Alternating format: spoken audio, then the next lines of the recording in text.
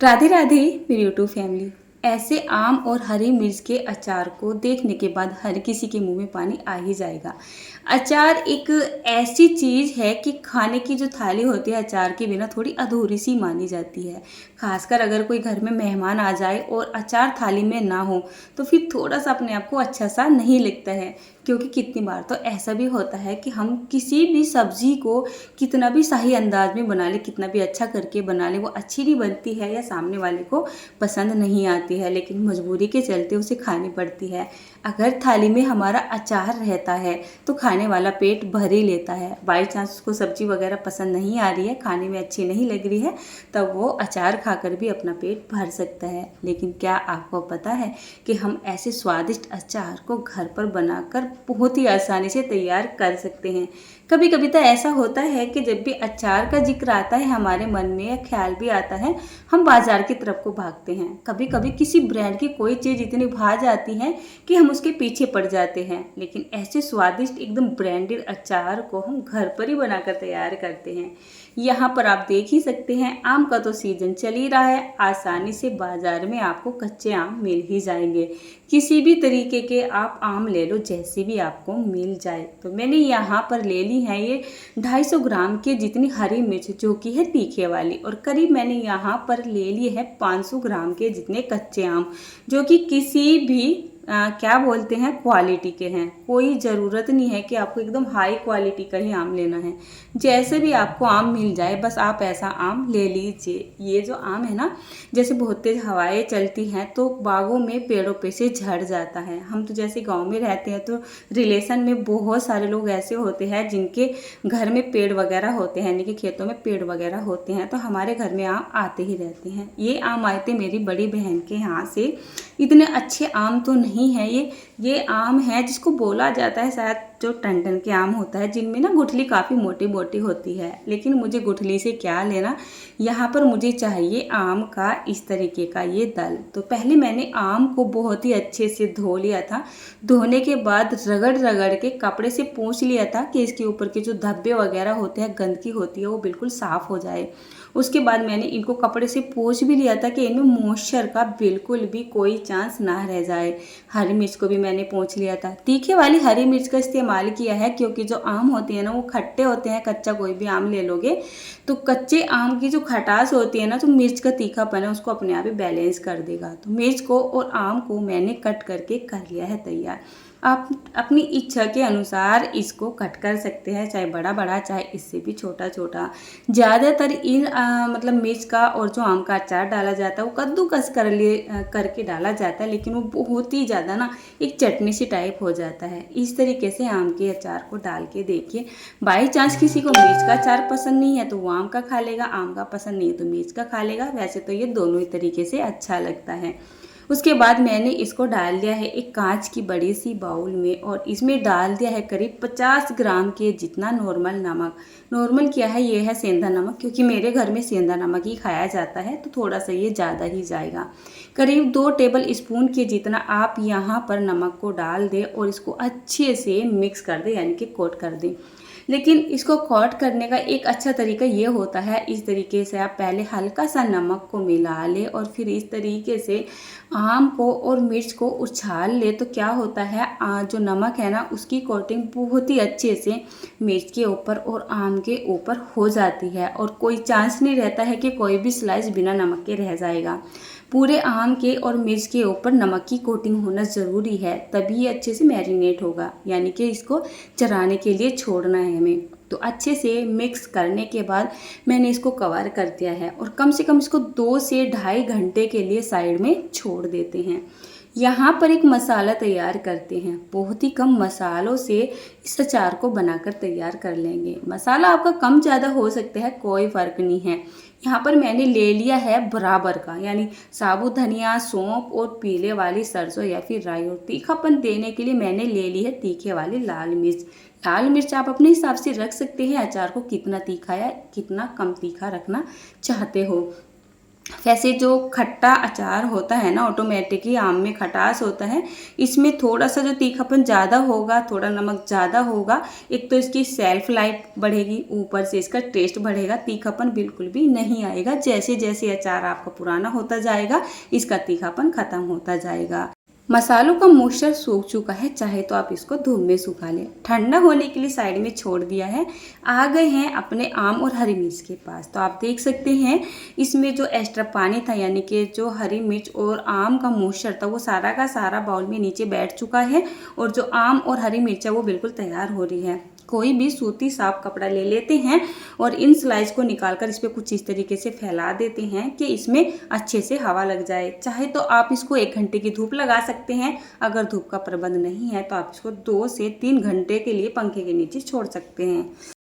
तो इसको मैंने अच्छे से फैला दिया है और ये है इसका मॉइस्चर का पानी। इसको फेंकेंगे नहीं, अगर ज़रूरत पड़ेगी तो इसको आगे इस्तेमाल कर लेंगे। मैंने तो इसको 1 घंटे की धूप लगा दी थी यहाँ से उठाने के बाद। अब आप देख सकते हैं जो मसाले हैं ना हमारे बहुत ही अच्छे से ठंडे हो चुके थे और जो हरी मिर्च अचार आम है वो भी बिल्कुल तैयार हो रहा है अचार बनाने के लिए। यहाँ पर ये मैंने अपनी मिक्सी ले ली है। अक्सर इसके काफ़ी सारे कमेंट्स आते हैं कि दीदी आपकी मिक्सी कौन सी है, कितने के लिए है। तो ये है मेरी मिक्सी, जूसर ग्राइंडर मिक्सर, मतलब ये मल्टीपल काम करता है। इसके साथ और भी चीज़ें अटैच है और ये सुजाता की है और करीब ये मुझे 7,500 रुपये की पड़ गई थी। इसको मैंने लास्ट ईयर ख़रीदा था। इन मसालों का हमें एकदम बारीक करके पाउडर बना लेना है, बहुत ज़्यादा मोटा नहीं रखना है। वैसे तो किसी भी अचार में थोड़े से दरदरे कुटे हुए मसाले अच्छे लगते हैं, लेकिन काफ़ी बार आप सभी के कमेंट आ जाते हैं कि जो मसाला होता है वो हमारे दांतों में घुस जाता है या मसालों का टेस्ट अच्छा नहीं लगता है। तो उस स्टेज पे आप मसालों को बिल्कुल बारीक करके भी पीस सकते हैं, कोई फ़र्क नहीं पड़ता है। तो चलिए मैंने आम और हरी मिर्च में मसाले को डाल दिया है। एक तरफ तेल को गरम करते हैं। कभी भी किसी भी चीज़ का अचार बना रहे हो, आम का, मिक्स वेज का या किसी भी चीज़ का अचार बना रहे हो तो हमेशा सरसों के तेल का इस्तेमाल करें। वैसे कोशिश करें आप सरसों के तेल को कच्चा इस्तेमाल कर लें, लेकिन कितनी बार क्या होता है ना, तेल में मॉइस्चर वगैरह आ जाता है जिसकी वजह से अचार ख़राब हो जाता है। तो तेल को अच्छा सा गर्म कर ले, गर्म करने के बाद हल्का सा ठंडा कर ले।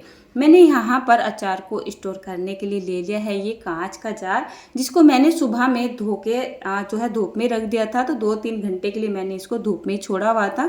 मुझे नहीं चाहिए कि अचार में कोई भी मॉइस्चर वगैरह हो और मेरा अचार ख़राब हो जाए। उसके बाद मैंने यहाँ पर एक कोयले को जला लिया है गैस के ऊपर रख कर ही। इसके ऊपर थोड़ा सा हींग डाल दिया है और ये डब्बा इसके ऊपर रख दिया है। करीब 5-7 मिनट के लिए डब्बा ऐसे ही रखा रहने देंगे। इस तरीके से जब हम डब्बे को तैयार करते हैं तो एक तो जो अचार होता है ना उसमें फफूंदी लगने का डर भी होता है, एक वो नहीं लगता है। दूसरा अचार में एक अच्छी सी खुशबू आती है, स्मोकिंग खुशबू आती है एक तरीके से, और टेस्ट भी काफ़ी लगता है, बहुत ज़्यादा लगता है, काफ़ी नहीं। उसके बाद हम यहाँ पर डाल देते हैं अपना हल्दी पाउडर, साथ में 1 चम्मच के जितना काला नमक भी डाल देंगे। साथ ही साथ हम यहाँ पर डालेंगे नॉर्मल नमक, आप टाटा वगैरह का नमक भी डाल सकते हैं। मैंने तो यहाँ पर सेंधा नमक डाला है। एक बढ़िया सी चम्मच भरकर डाल दिया हींग और 1 चम्मच के जितना कलौंजी डाल दी है। उसके बाद तेल का टेम्परेचर जब थोड़ा तेज सा ही गर्म रहेगा, इसको हम यहाँ पे डाल देंगे और इसको कर देंगे अच्छे से मिक्स। अच्छा, कितनी बार ऐसा होता है ना, आपका जो अचार है किसी भी चीज़ का वो ख़राब हो जाता है। तो मैं आपको बोलती हूँ, या तो अचार में मॉइस्चर चला गया है, या आपने आटे वगैरह के हाथ लगा दिए हैं, या आपके अचार में तेल कम है। या एक गलती जो अक्सर सभी लोग करते हैं, पहले मैं भी कर देती थी, लापरवाही। ठीक है ना, लापरवाही से मेरा मतलब ये है। अब आपको मैं आगे बताती हूँ। अब देखिए, जैसे मैंने इसको बहुत ही अच्छे तरीके से मिक्स कर दिया है, यहाँ पर अभी हमारा अचार तैयार नहीं हुआ है। अगर आपको ऐसा लगता है, मैं आपकी बात बता रही हूँ, अगर आपको ऐसा लगता है ना कि आपका अचार ख़राब हो जाता है, तो आपको क्या करना है, यहाँ पर थोड़ा बहुत तेल और डाल देना है। आपको कच्चा तेल बिल्कुल भी नहीं डालना है, उसको हल्का सा गर्म करके देख लीजिए, अगर उसमें मॉइस्चर है तो उसको अच्छे से पका लीजिए। अब मैं क्या करती हूँ, इसे स्टोर अभी नहीं करूँगी, लेकिन फ़िलहाल फिर भी मैं इसको डब्बे में कर रही हूँ, क्योंकि अचार ख़राब होता है सबसे पहले मॉइस्चर की वजह से। अभी इस अचार को स्टोर करने के लिए 3 से 4 दिन का टाइम लग ही जाएगा। उसके लिए हमें उससे पहले कुछ ना कुछ साधन भी करने होंगे। क्या करने होंगे, अब देखिए, जैसे मैंने साथ के साथ यहाँ पर अचार को बना के कर दिया है तैयार। इसको हमें 3 से 4 दिन, एक दिन में कम से कम 2 बार हिलाना डुलाना है, यानी कि इसको ऊपर नीचे करना है। यहाँ पर आपको तेल बिल्कुल भी नज़र नहीं आ रहा है। जैसे जैसे टाइम बीतता जाएगा, 1 दिन 2 दिन 3 दिन, अचार से अपने आप ही मॉइस्चर रिलीज होता चला जाएगा और उसमें आपको ऑटोमेटिक ही तेल की जो क्वांटिटी है बढ़ती हुई दिखाई देने लगेगी। बाई चांस अगर आप यहाँ पर तेल नहीं डालना चाहते हैं तो जो इसका पानी निकला था वो इस अचार में डाल दीजिए। इससे आपके अचार में मॉइस्चर आ जाएगा, ऑटोमेटिक तेल की क्वांटिटी बढ़ जाएगी। गर्मी का प्रकोप तो आप देख ही सकते हैं ना कितना ज़्यादा हो रहा है। इसी वजह से मैंने क्या किया है कि अचार को डब्बे में भर के रख दिया है, लेकिन अभी मैं इसको स्टोर नहीं कर रही हूँ। इसको स्टोर करने के लिए मुझे 3 से 4 दिन का टाइम लग जाएगा। अब आप यहाँ पर देख सकते हैं, आपको मैं ये जो डब्बा है ना अगले ही दिन दिखा रही हूँ। धीरे धीरे अचार की रंगत भी बढ़ती जा रही है और धीरे धीरे इसमें मॉइस्चर बढ़ता जा रहा है। अब मैंने इसको एक बाउल में निकाल लिया है। आप देख ही सकते हैं कलर कितना ट्रांसपेरेंट हो चुका है। धीरे धीरे इसमें तेल अपने आप से दिखाई देने लगा है। मैंने यहाँ पर अभी आँच का पानी भी नहीं डाला है, मैंने यहाँ पर कोई भी तेल वगैरह नहीं डाला है।